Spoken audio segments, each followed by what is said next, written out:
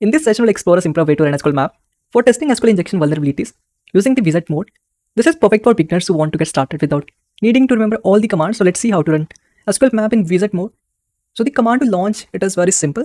Okay, first let's see the advanced help menu. So just type in the command SQL map -hh. So this will display the advanced help menu. So here you can see -- wizard. That is simple wizard interface for beginner users. So type in the command SQL map -u, specify the URL, then the cookie information, the session information, then -- wizard. Okay, and if you want to do it automatically, then you can just use -- batch option. So for now I'm removing this option and then hit enter.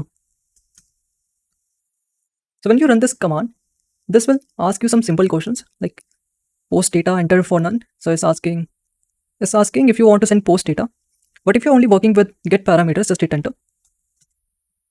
And next is asking like injection difficulty, -- level or -- risk, please choose. So we'll choose for the first option or the default option. So just hit enter.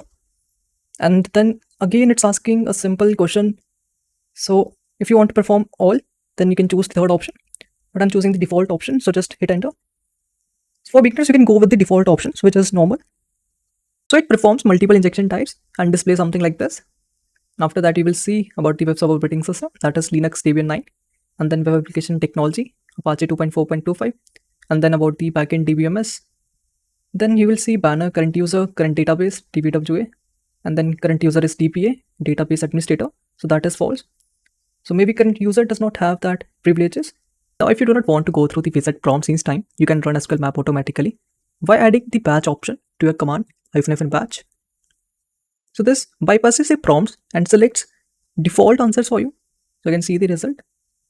So guys, that's all for this lecture. Thank you for watching.